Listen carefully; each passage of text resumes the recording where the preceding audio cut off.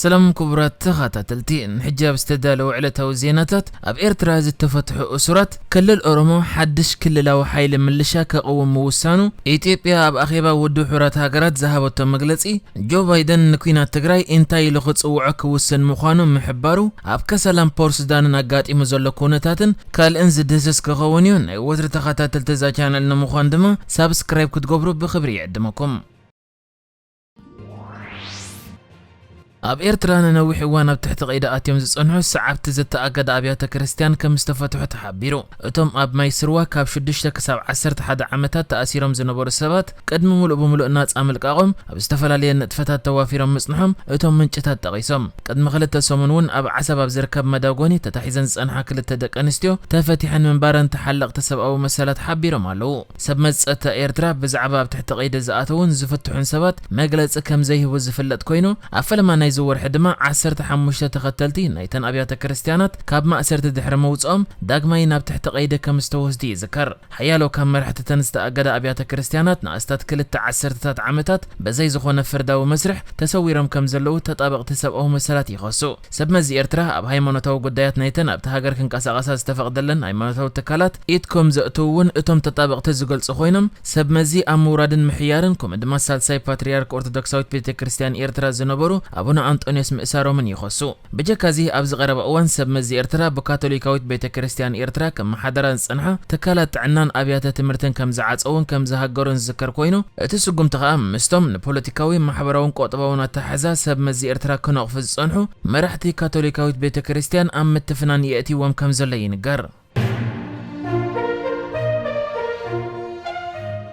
كللاوي منغست اورومو ابزكايدو حمشاي غوباي بيت مخر تخلل نشيملس ابديسا دغيمو بريزيدنت تخلل كوين كقصل مريص ولا ابتز تخيد اخيبا اتكللاو منغستي حدش وهاب قالن مكتل وهاب قالن بريزيدنتن زمرص خوينو دحر شيملس ابديسا كم بريزيدنت خوينو ممراصو سعدا عبد الرحمن وهابيت قال كوينا ختمرص انكلا الياس امتا دما مكتل وهاب قال تكلل كوينو تمريص لا كلهم اتم بتا اخيبا استمرصو خاب بريزيدنت العلوي بيت فرد كلل اورومو زخونه غزالي اباسيمال قال محلف فصيمم سلطانهم تقبلهم بجكا نايزوم سب سلطان ممراسكا اب تاخيبا كل اورومو حدش كللاو ملشاو حيلي كمسرت توسينو كم زله تحبيرو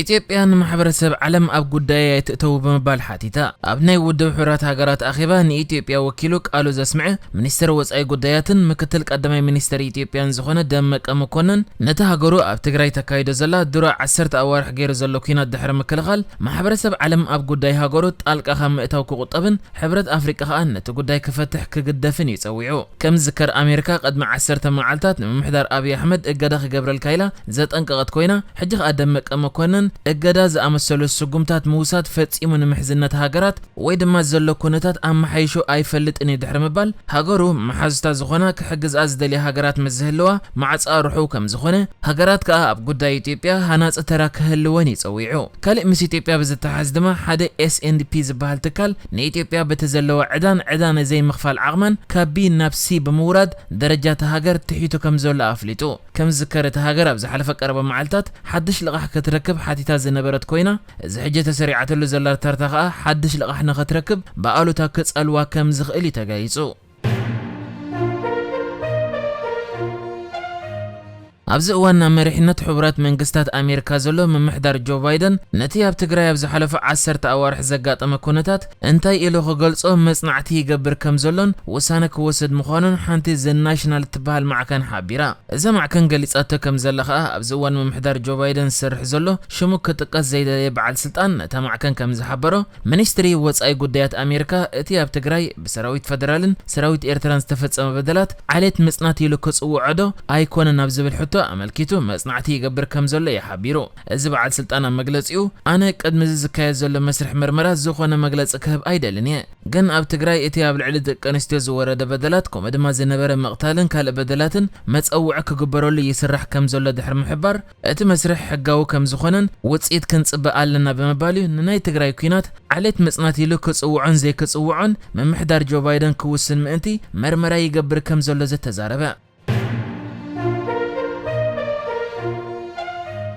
ኣብ ሱዳን ወደባዊት ከተማ ፖርት ሱዳን ቤጃ ተባሂሎም ዝፍለጡ መብዛሕትኦም ካብ ብሔር ሃደን ደዋ ዝኾኑ ዜጋታት ነቲ ናይቲ ወደብ ነዳዲ ዝስደደሉን ዝቕረበሉን ጨንፈር ብምዕፃዎም ኣብ ሱዳን ጥራይ ዘይኮነ ኣብ ደቡብ ሱዳን እውን ከይተረፈ ቅልውላው ኣጋጢሙ ከም ዘሎ ተገሊጹ። እዞም ኣብ ግዜ ስርዓት ዑመር አልበሺር ምስ መንግስቲ ሱዳን ናይ ሰላም ስምምዕ ብምፍራም ናብታ ሃገር ኣብ 2006 ዝኣተዉ ወገናት በቲ ሕጂ ኣብ ስልጣን ዘሎ ግዜያዊ መንግስቲ ሱዳን ምስ ናይ ዳርፎርን ካልኦት ወገናትን ዝተገብረ ስምምዕ ሰላም ንድልየታቶም ሸለል ዝበለ ብምባል መሰላቶም ክረኽቡ እዮም ተቃውሞ ብምግባር ነቲ ወደብ ዝዓፀው። ነዚ ጉዳይ ኣመልኪቱ ሚኒስትር ነዳዲ ሱዳን ዝኾነ ጋዲን ዓሊ ዑበይድ ንማዕከን ዜና ኣጃንስ ፍራንስ ፕረስ ኣብ ዝሃቦ መግለፂ መእተውን መውፅእን ናይቲ ወደብ ተዓፅዩ ዘሎ ብምባል ፈጢርዎ ዘሎ ፀገማት ይሓቢሩ። ብጀካ እዚ ከዓ ኣካል ናይዞም ብሔር ሃደን ደዋ ኣብ ከሰላ ዘለዉ ኮይኖም ነታ ከተማ ከዓ ምስ ካልእ ከተማታት ዘራኸባ ቢንቶ ክዓፅው እዮም ተራእዮም። እዚ ኣብ ፖርት ሱዳንን ከሰላን ኣጋጢሙ ዘሎ ኩነታት ከዓ ድሕርቲ ዝፈሸለ ዕልዋ መንግስቲ የጋጥም ብምህላው ኣመልኪቱ መግዲ ኣልጉዝሊ ዝበሃል ተንታኒ